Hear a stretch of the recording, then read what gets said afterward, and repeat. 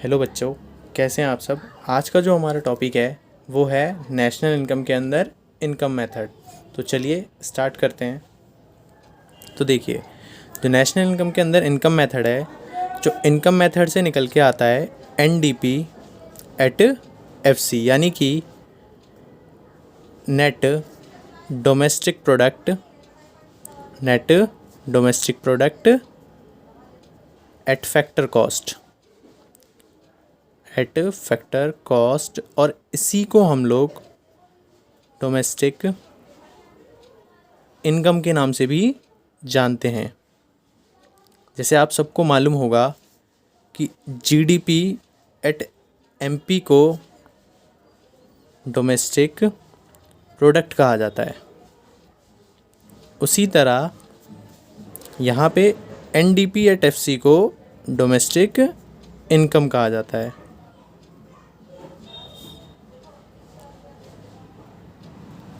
हमारे पास जो एनडीपी एट एफसी का फॉर्मूला बनता है वो होता है NDP at FC equal to में compensation to employees, compensation to employees,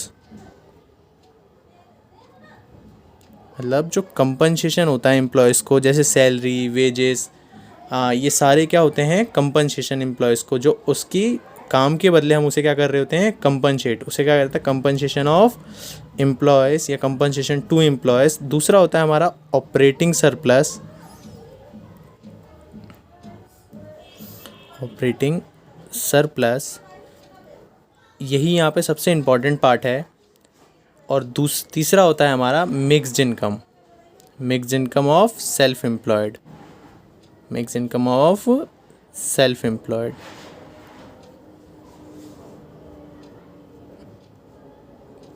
तो आइए अब देखिए, हमारे पास अगर बात करी जाए कंपनसेशन टू एम्प्लॉयज़ कैसे निकाला जाता है।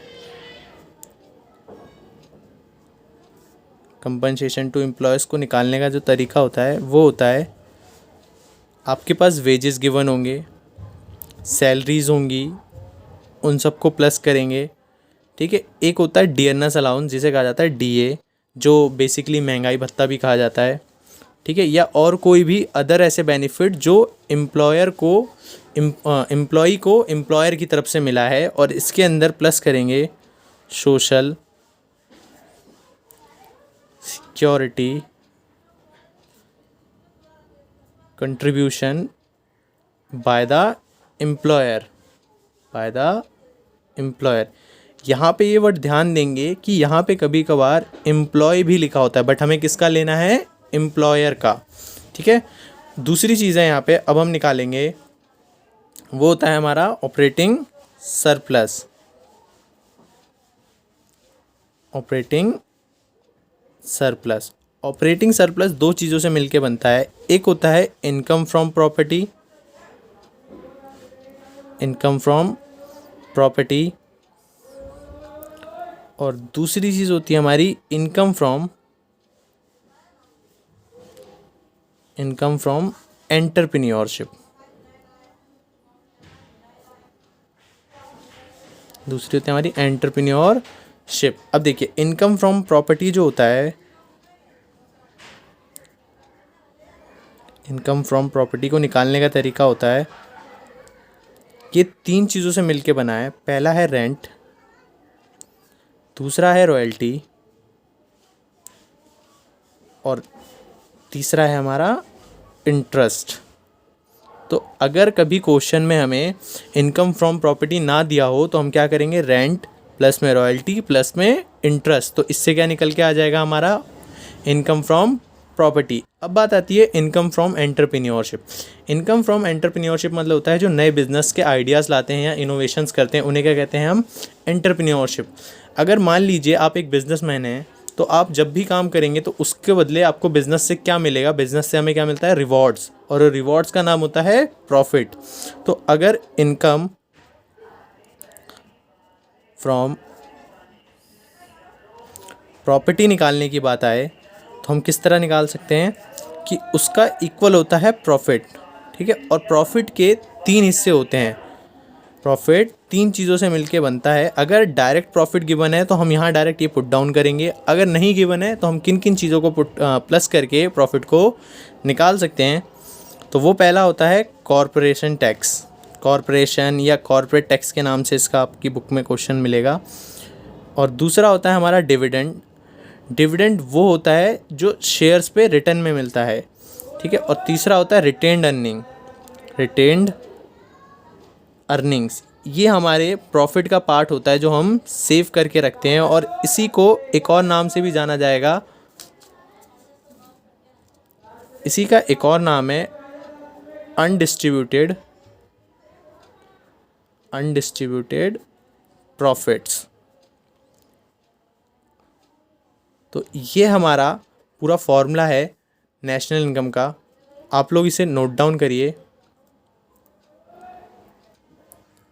तो देखिए हमने क्या निकाल लिया है, एनडीपी एट एफसी। अब हम क्या करेंगे, हम अपनी नेशनल इनकम की कैलकुलेशन करेंगे, और नेशनल इनकम को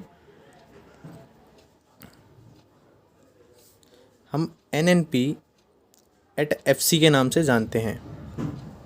तो जब हमें क्या निकालना है अब, एनएनपी एट एफसी, और हमारे पास है क्या, एनडीपी एट एफसी। तो देखिए एन से एन से में हमें कोई चेंज करने की ज़रूरत है नहीं, डीपी पे जाना है, और डीपी पे हम हैं और हमें एनपी पे जाना है। जब भी हमें नेशनल प्रोडक्ट पे जाना होता है डोमेस्टिक प्रोडक्ट से, तो उसके अंदर हम ऐड करते हैं net factor income from abroad, ठीक है। और एफसी तो सेम है, तो मतलब नेशनल इनकम हमारा नॉर्मल सा फॉर्मूला बनेगा। अगर बात करी जाए नीफा की, तो नीफा कैलकुलेट होता है फीफा माइनस फीटा। जो फीफा की फुल फॉर्म होती है वो होती है फैक्टर इनकम फ्रॉम अब्रॉड, और फीटा की होती है फैक्टर इनकम टू अब्रॉड। तो आइए इसके कुछ क्वेश्चंस देखते हैं।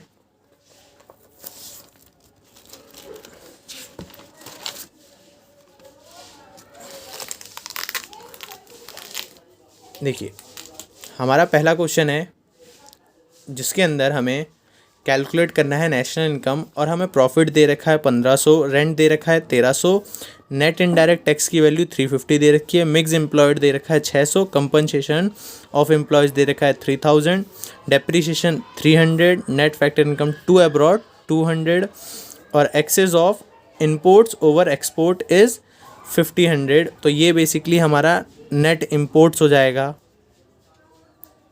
क्योंकि इम्पोर्ट ज़्यादा है एक्सपोर्ट से। और दूसरा है हमारा इंटरेस्ट जो कि है 1100 रुपये। आइए अब देखिए, अब हम सबसे पहले क्या निकालेंगे,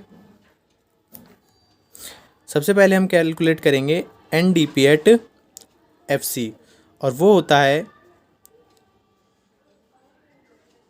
कंपनसेशन ऑफ एम्प्लॉयज़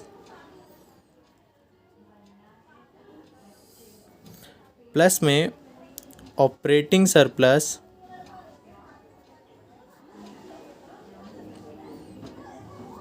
प्लस में mix income of self employed,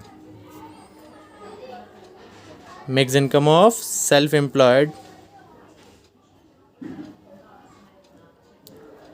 तो देखिए हमारे पास क्या क्या डाटा है। सबसे पहले हमारे पास कंपनसेशन ऑफ एम्प्लॉयज़ है जो कि है 3000, ऑपरेटिंग सरप्लस हमें नहीं दिया, हम फाइंड कर लेंगे, और mix income of self employed दे रखा है हमें 600। आइए तो ऑपरेटिंग सरप्लस की फाइंड करी जाए, कैलकुलेशन करी जाए। तो देखिए ऑपरेटिंग सरप्लस दो चीज़ों से मिला के बनता है। एक होता है income from property, income from property, और दूसरा होता है income from entrepreneurship, income from entrepreneurship. आइए अब देखिए यहाँ पे इनकम फ्रॉम प्रॉपर्टी भी नहीं है और ना इनकम फ्रॉम एंटरप्रेन्योरशिप है, लेकिन इनकम फ्रॉम एंटरप्रेन्योरशिप में अगर हमें प्रॉफिट की वैल्यू दी होती है तो हम डायरेक्ट उसको पुट डाउन करते हैं। तो आइए यहाँ पे डायरेक्ट हम 1500 लिख सकते हैं, लिख दिया। अब देखिए इनकम फ्रॉम प्रॉपर्टी निकालते हैं, तो वो निकलेगा इनकम फ्रॉम प्रॉपर्टी जो निकलता है हमारा रेंट प्लस में रॉयल्टी प्लस में इंटरेस्ट।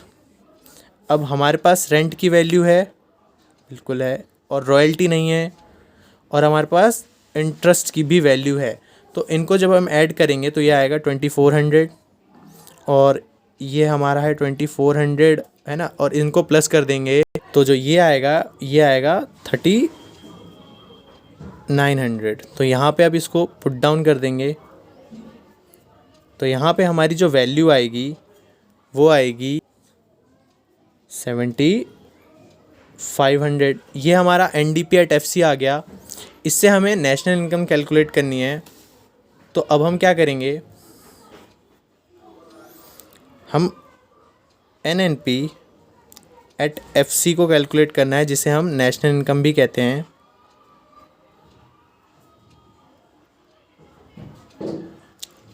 इसके लिए हम क्या करेंगे, हमारे पास NDP एट FC गिवन है, हम इसमें सिर्फ़ और सिर्फ नीफा को प्लस कर देंगे। तो NDP एट FC की वैल्यू हमने निकाली थी 7500 और इसके अंदर नीफा होगा प्लस। तो आइए नीफा देखते हैं, यहाँ पे है क्वेश्चन के अंदर, ये रहा net factor income to abroad है। लेकिन ये अगर net factor income from abroad plus कर रहे थे तो net factor income to abroad क्या होगा, यहीं पे माइनस होगा। तो मतलब अगर इसे मैं चाहूँ तो ब्रैकेट में लिख सकता हूँ, अगर इसे हम चाहें तो ब्रैकेट में लिख सकते हैं, क्योंकि ब्रैकेट का मतलब क्या होता है, -200। तो इनको जब करेंगे तो प्लस माइनस माइनस, तो इसकी जो वैल्यू आएगी वो आएगी 7300 और यही हमारा आंसर है, जो कि है नेशनल इनकम। आइए एक और क्वेश्चन कर लेते हैं, आपको और क्लियर हो जाएगा। देखिए यहाँ इस क्वेश्चन के अंदर भी हमें क्या करना है, नेशनल इनकम कैलकुलेट करना है। और हमारे पास क्या क्या गिवन है, कंपनसेशन ऑफ एम्प्लॉयज़ गिवन है, मिक्स इनकम गिवन है, प्रॉफिट गिवन है, रेंट है, इंटरेस्ट है, और net factor income to abroad है, नेट एक्सपोर्ट है, कंजप्शन ऑफ फिक्स कैपिटल है, जिसे आप लोग डेप्रीशिएशन का नाम है, ये अदर नेम है डेप्रीशिएशन का, और यहाँ पे नेट इनडायरेक्ट टैक्सेस भी है, और net current transfers to abroad है। तो आप लोगों को मालूम होगा नेशनल इनकम के अंदर हमें करंट ट्रांसफ़र्स या ट्रांसफ़र्स इनकम को इंक्लूड नहीं करना है, तो ये चीज़ इंक्लूड नहीं होगी।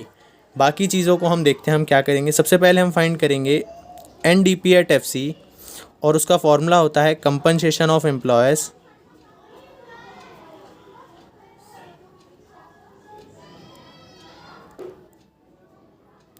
और उसके अंदर हम प्लस करते हैं ऑपरेटिंग सरप्लस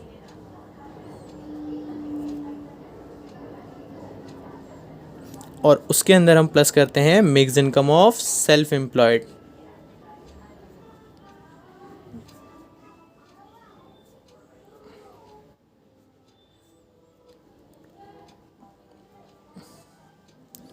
तो हमारे पास कंपनसेशन ऑफ एम्प्लॉयज़ की वैल्यू गिवन है 250, प्लस में ऑपरेटिंग सरप्लस नहीं है, बट हमारे पास डाटा है, प्रॉफिट है, रेंट है, इंटरेस्ट है, तो हम इनसे फाइंड कर सकते हैं। और देखिए हमारे पास mix income of self employed given है, ये रहा 600। आइए अब हम कैलकुलेट करेंगे। सबसे पहले यहाँ पे ऑपरेटिंग सरप्लस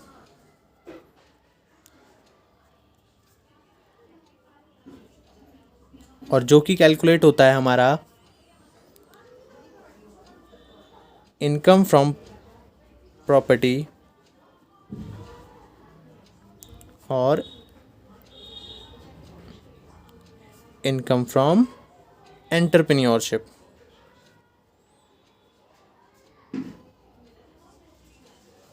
अब देखिए हमारे पास इनकम फ्रॉम एंटरप्रेन्योरशिप, अगर डायरेक्ट प्रॉफिट हो तो हम प्रॉफिट की वैल्यू पुट डाउन कर सकते हैं, तो 80 है हमारे पास।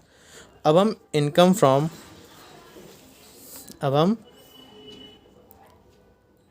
फ्रॉम प्रॉपर्टी को कैलकुलेट कर लेते हैं।